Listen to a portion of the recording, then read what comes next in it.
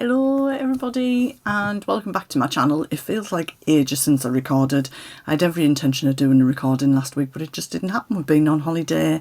We had a lush time in Cumbria in the Lake District in the UK, and just back to normality now. So I thought I'd come on and share what I did make while I was there, because I have been busy. It's the first time I've ever took my sewing machine on holiday. Does anybody else do that? But I find it so relaxing that I've just grabbed half an hour here and there. And for those of you that have been with me, if you're a subscriber and you watch my channel regularly, I have finally started the quilt that I said I was going to start in January. So I'm slightly late, but I have done a couple of squares on that while I'm away. But it's not here, it's at the studio, so I can't show you that. So yeah, I just thought I'd tell you what I've made. I cut a few things before I went away. So I'm in the process of making my evening dress for the ball, which is still in a few weeks' time. So I've got plenty of time for that. And I'll reveal that afterwards. And I haven't started the embroidery on the lilac one, if you've seen my previous vlog. I don't know if that's going to happen because I've had a little bit of new news. So I started this job in January and I applied for a job in HR at the same organisation before that, and past interview and was on a waiting list. And I've now been offered that post, which I'm super excited about, because it kind of fits with a lot of my background that I've done in the past. And so I'm just waiting for a start date. It'll either be the beginning of June or the beginning of July. So that was some exciting news to go away with. So I wanted to share that with you as well. So what did I make? Why am I doing that? I don't know. I'd cut a couple of pairs of Friday Pattern Company Sewero pants out. More to make sort of loungewear while I was away. There's a red pair with little flowers on that I've cut, but I'm going to recut them. You know how you get in your own head sometimes? I mean, I don't know how many pairs of those I've made in a year, but because I've put on weight and I'm back to eating healthy, back home wanting to lose a bit of weight before we go away again later in the year, I was kind of right, I'm going to add some extra onto the sides and make these bigger. So I didn't make the second pair because I'm going to recut them, because guess what? They're absolutely huge. They're like clown trousers. Oh, there's a bag I've been looking for days. So this fabric is a Dashwood Studio. Sorry, there's other people at home, hence a bit of background noise.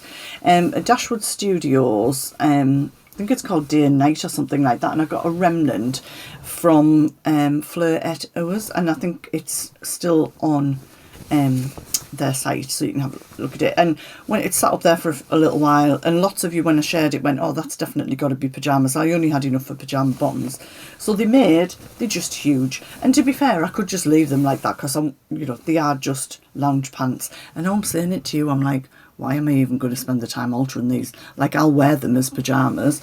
They're 100% cotton, so they'll be dead cool as well. But I had made out of my baby blanket fabric that I got. I don't know, I've made a dress out of this as well. I did make and I keep forgetting, the Tammy handmade jumper. I forgot this last time. I might have shown you this, but it's finished anyway. The only thing is, I think I'm making it still a bit too big for me, but the idea was that this would be a lovely lounge set for lounging on holiday. So they go together. Obviously it's now got a bit warmer in the UK, so this little beautiful snuggly little number will come out in the winter time. So they were pretty easy makes. This was pretty much finished, or could have been finished, I can't remember. Pyjama bottoms, dead easy. I do love that finishing touch with the elastic on the waistband. I think it's so nice how it wrinkles, like gathers it in. So that's those two. I decided I wanted to make, I think on my last vlog I was talking about doing a bit of a hybrid between the Tilly and the Buttons Billie jumper and the Dressmaker's Closet Nell t-shirt. But in the end, I just thought there is a normal standard sleeve for the Billie jumper, and I've never made it because I'm always super paranoid that my arms won't fit. So I measured the pattern piece. So I cut it on a bigger size than I knew I needed, but I wanted it a bit slouchy. To make sure the arms fit, and they do, and they went in beautifully. And I had this fabric, it's from Pound Fabrics. It's not as thick as it maybe looks, and it's so nice, you can see it sparkle. And I had this at the studio, so I decided to do a toile in this. I don't know if you can see I think you can catch the sparkle as it moves. I mean, it's not overly Christmassy, I think it's really nice. So Billie sleeves, regular ones in, sorry I haven't got any pictures, literally I haven't even unpacked yet. I haven't done the washing or anything yet. Just your regular grey cuff. This was also from Pound Fabrics, and if you go on their site, what we would call ribbing is called cuffing on their site. I think it's £4.99 a metre. I buy all of mine from there. So that's on. And then the normal band down the bottom. But what I wanted to do, I think it was Liz from the Baker That Sews who wears hers like this. So rather than having it on as a sweatshirt with the band showing, sort of put the band underneath and let it blouse out. I hope that makes sense. But I knew I wanted to make it a little bit longer to do that. So I know this isn't very exciting at all, but I am really pleased that I now know that these sleeves fit me, because that means in the jumper in the winter I can just go ahead and make some more of these if I want to.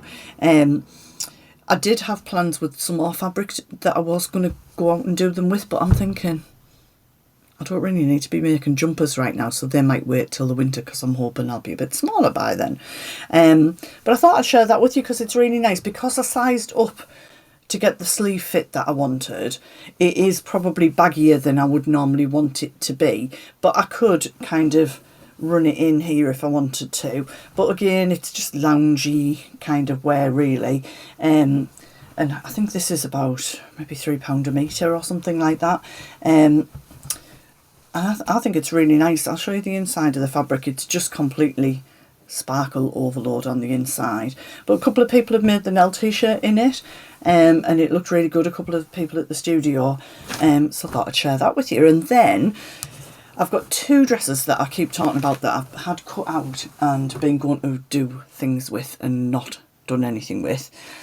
So I decided to take one of those away and get it finished, and I have. Now again, I forgot to take my tripod, so I didn't get any pictures of me wearing it as I finished it on holiday.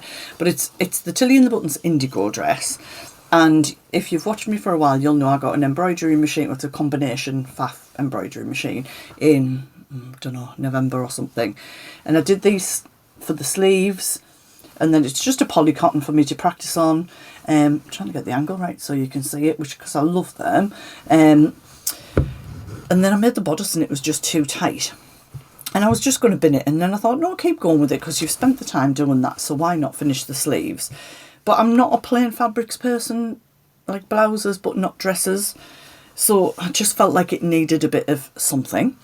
So I did, these were done on my necking machine because I had that with me. So I did these cute little bows with one of the variegated Gutermann Sulky threads. I picked up a couple of those at Just Sew. Is it Just Sew Penrith? I think it's called Just Sew and it's at Penrith.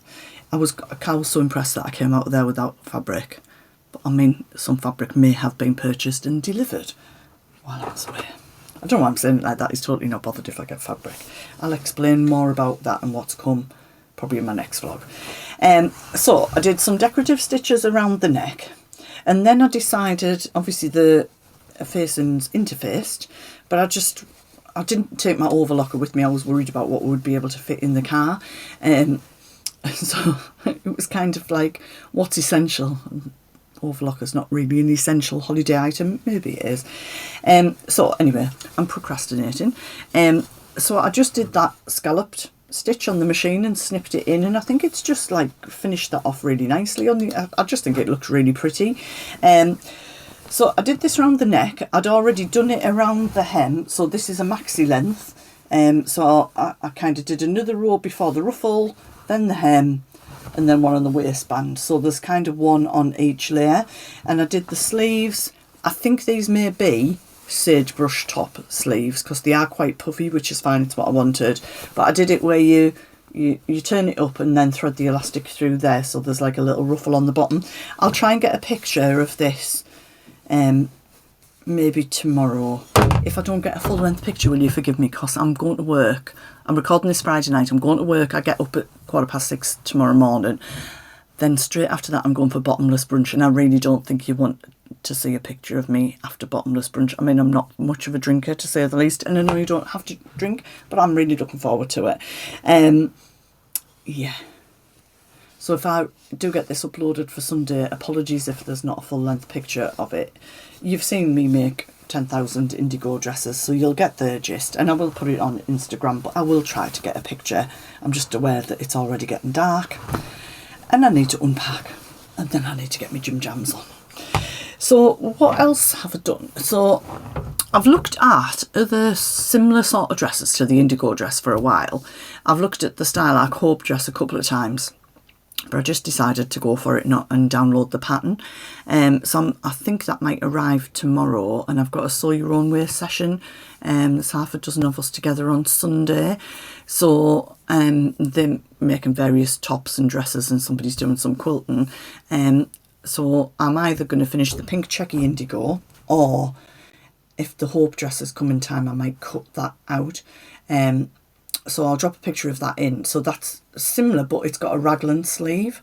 And last year I saw a dress, I think it was in Matalan, that was like a chambray denim, and it was shirred at the front and shirred at the back, and it had just plain raglan sleeves. And I loved it. And I thought I definitely want to recreate that. But I didn't have a pattern, and I don't know why I not took any notice of the Hope dress before. So I'm going to do a toile, just regular for fit, and then I'm hoping to get some more of those made up for over the summer as well. So I'll keep you posted. If you've made it, drop me a message, let me know any tips. What's it like for fitting? I'd usually lengthen the bodice by a couple of inches on the indigo dress, so I'm thinking of putting the pattern pieces up against each other to see what it's like. But yeah, if you've got any tips, somebody's already messaged me, they've just made one, and I thought it looks absolutely gorgeous, said it was a dead easy make, so happy days. I probably will put a ruffle on the bottom, because, you know, I just love a bit of a ruffle. And yeah, is that quite short and sweet? I'll put a couple of pictures in. Didn't take many. We've had such a chilled week, which is exactly what we needed. And it's the first time we've took the dog away with us. So we've got, you'll see her on a little picture, we've got a miniature pinscher that's a rescue dog who had a luxating patella, and the rescue organisation said they would fix it, and they did. But when we got her home, her other patella goes in and out as well. It's not noticeably obvious at home. It only happens now and again, and Carl can run his hand down her leg and pop it in, and I know that sounds gross. But we were trying to kind of increase her mobility, but once she's walked about a mile and a half, she's kind of limping on that leg, and it needs manipulating in. So we just kind of learning how we can have holidays with her and how we can work around that. But she was also terrified of men and traffic, and she's really coped with, like, went to Keswick one day, and that was like not as busy as it would have been on a weekend, but quite busy. And she's done really well with road noise. She's done amazing with other dogs. So yeah, we're really pleased with how that went. So I'll put some pictures in and things. Nothing exciting, just chill out time, family time. That's what counts, isn't it? So I hope you're all well, and I'm going to try and get into a bit more of a routine and a structure with my vlogs. But I'm going to share this on Sunday and say have an amazing week, whatever you're sewing, and I'll catch up with you soon. So bye for now.